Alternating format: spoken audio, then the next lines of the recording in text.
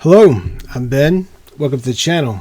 So today I'm doing a response to a video that I saw just a couple days ago. There was a gentleman, Corby Hall, that was on the Candace Owens show, and he was talking about quite a bit, the majority being around Victor Marx, but they did touch on Charlie Kirk's assassination, and that's the point that I want to talk about today. Full disclosure, I do know Corby Hall. We are friends in real life. I have done some executive work with him and capacities around that in the past. So just, from full disclosure there, that is. But I was completely removed from the situation they were talking about the other day, other than the fact that I did assist in coming up with ideas around that signature series, which I think is actually a beautiful rifle. But to the point that I want to talk about today, Charlie Kirk's assassination, the claim that he was shot in the neck with a 30-06, and everything from that point on. All right, so here is a pen. This is the same size as a big pen, but this happens to be a Pilot. I think Pilot pens are the best pens. I'm using this so you can use a size comparison to the bullets, because people who are aware of firearms and those type things, we understand bullet sizes, but people that are not may not. Therefore, the pen is going to be used for that size comparison. This is a 30-06 round. This round is specifically from World War II. This round is one of the most formidable rounds in U.S. military history. The 30-06 was used in World War I and in World War II, and we still use it today. It was used in Korea, and in Korea they started letting go of the BAR, the Browning automatic rifle, which was our squad machine gun at the time, and moved into the M14, which is still the same and still used in warfare today. The M14 was the first that was in 7.62x5.1 or 308. So I know I just said a lot of stuff, but bullets, and in the bullet world and in the gun world, as a military community in America, we have our name that's on our system in the United States, and then we have a name of the same bullet in the metric system, because we then sell those weapons and that ammunition to the rest of the world. So 308 is the example that I was just mentioning. This is a 308 or 7.62x5.1 magazine. This is a 308 round. So this is a 308 7.62x5.1 round. So two names, one bullet, okay? 308, there's the big pen right next to it, or the Pilot pen right next to it, so you can kind of see the size. I'm doing this very intentionally, guys. I want people to be on the same level. Okay, so this is a military round that's still used to this day. And here's the grandfather of that, right? Here's their 30-06. And this is what they're claiming Charlie Kirk was shot with. Okay. Here's the thing about 30-06. It is one of my favorite rounds. Okay, I have taken quite a few animals with a 30-06. Here's the pen for comparison again, of a 30-06 and a 308. 308 is the one that's on the far left, 30-06 being in the center. And so the claim was that Charlie Kirk was shot in the neck with 30-06. That is false. There's no way even the smallest round that is delivered by a 30-06 cartridge would decapitate a man if he was shot in the neck. And at 150 yards, if you aim at someone's, right in the middle of their eyes and center someone's head, at 150 yards with a 30-06 that is sighted in, you're going to hit that spot, and it's going to destroy that head. The head's going to completely go away, okay? If that 30-06 round drops and hits in the neck, then that head will be decapitated. That will completely take out all the connective tissue, including the spine, from there. The thing about a bullet in ballistics is if it hits hard tissue, so if a bullet goes through the soft tissue of the neck and hits the spine, it hits hard tissue, it's got an explosive response. Not because it's a bomb or it blows up, but because it's flying so fast at such an extreme velocity that if it's going to hit something, that velocity is going to slam into it, and you're going to have that true force of the full velocity, which is going to take that apart. So this is a modern magazine, right? 29 capacity plus one. You can't say the other things, the internet will have an issue with it, but here's the standard capacity magazine. Here is a 223 or 5.56 round. This is the round that's used by our military, and it has been used by our military since the Vietnam War. Here is the 308, which is still used in military functions today by our military. try to do this. It's going to be difficult, but I want to show them. Here's the pin. The diameter of that 5.56 is a little bit smaller than the diameter of the pin. So the pin's a little wider than that bullet. Ooh, look, you can actually see it on both sides slightly. But that's to give you an idea of the 5.56, right? So those are 2 rounds that we use in our military still to this day, and we have done so since Vietnam, all right?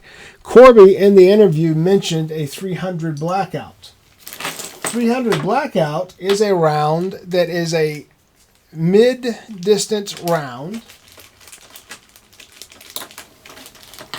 and you will see that a 300 blackout, the projectile or the bullet is similar size to the one in the 308 because it is the same size. It's the same diameter. Do you see that? This is a 300 blackout. This is a 308. When you look at the 30-06, it also is a 30 caliber bullet. So you see it's the same size as those 3 bullets. So if the projectile was indeed a 30 caliber that was pulled out of Charlie Kirk's neck, one of these 3 bullets suggests that the projectile could match that, okay?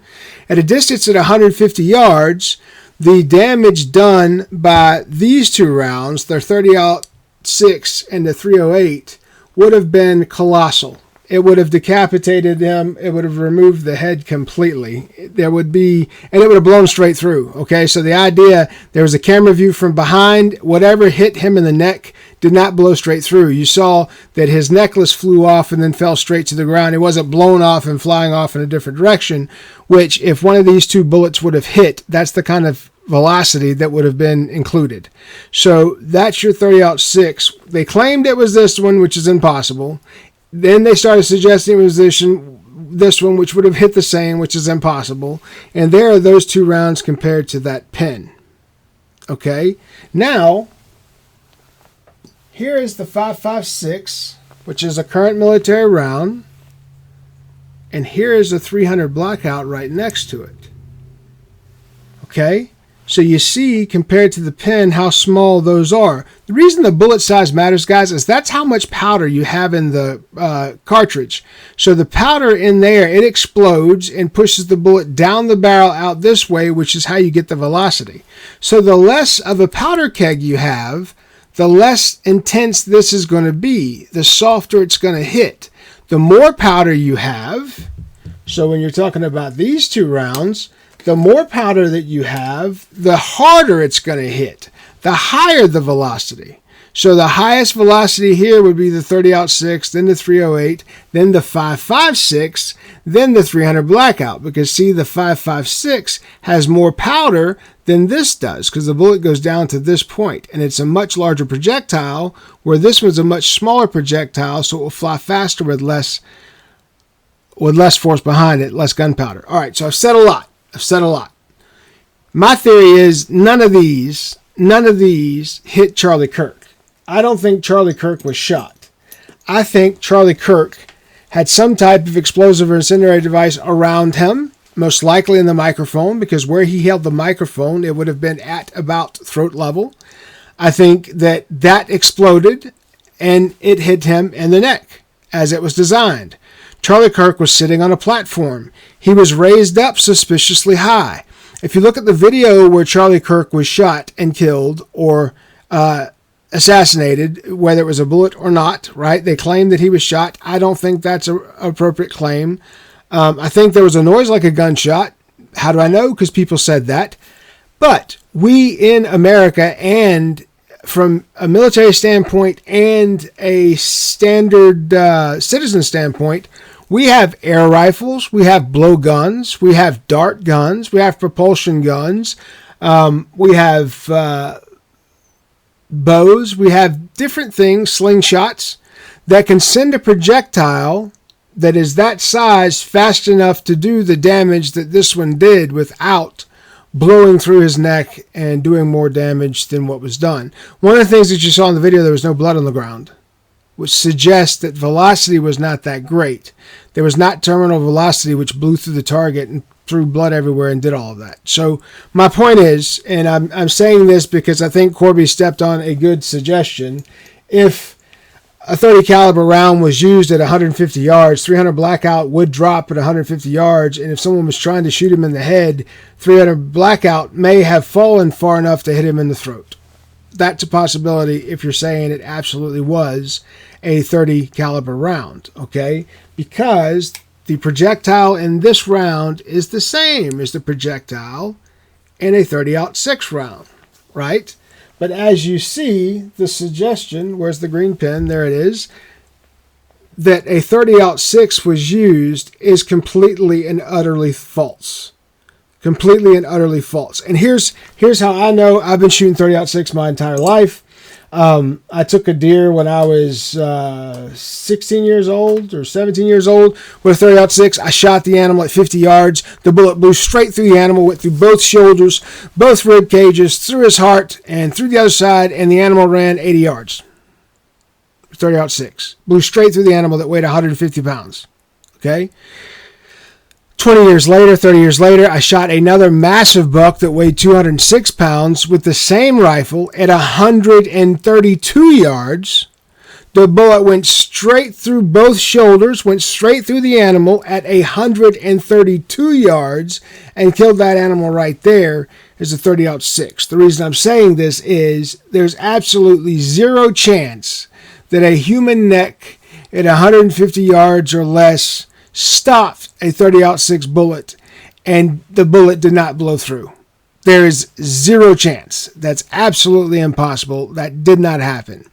Whatever they found in Charlie's neck, there was suggestion that it was a piece of a bullet. That is possible, but I think what they found was a true projectile that was a small, limited, low-velocity projectile that still did the job. We are very feeble in our neck. The biggest vein and artery in our body is right there. Right? So once it goes through that little bit of tissue, it can do quite a bit of damage when it comes up close. And guys, there are spring traps for bugs. There are spring traps for rats that have such projectiles. Okay, so these things exist. We know they exist. I'm just saying I don't think Charlie Kirk was shot. I think there's something else happened. To what Candace Owens was saying, the gun had not been fired. The dogs couldn't find it because there was no gunshot residue or burnt powder in the gun. It was a clean gun, which suggests very quickly that the kid did not shoot the rifle at 150 yards, jump down and clean it real quick. Nope, he ran, he fled. So the suggestion is the story that they're giving is false. In the American court system, all you have to do is prove that there's a reasonable cause for question there. So there's no proof that this was done in this manner, which means the whole thing is false. It's absolutely ridiculous. The whole thing is, there's no way on earth that a 30-06 was at play in any of that. The rifle that they found that was the supposed weapon was a 30-06, and that is not possible. Okay, if you want more proof of what a 30-06 can do, just go on YouTube, look up hunting with the 30-06, deer hunting with the 30-06, moose hunting, bear hunting. All these things are much bigger, much greater, much heavier, much more dense than a human being. And you'll see that these bullets rip right straight through those animals. These bullets tear right through those animals like they're not of anything. So that's to show you that there's absolutely no way that anybody was shot with a 30-06 on that day. It was some type of other projectile. The story that's out there is false. I just wanted to respond to that because I thought that was something in the interview that needed to be called out that was completely off the subject of what they were talking about. But I think the Charlie Kirk story needs to have a true result to it. And what they're saying right now is not true. If you like subjects such as these and information such as this, please like, please subscribe. I'm Ben. Be good.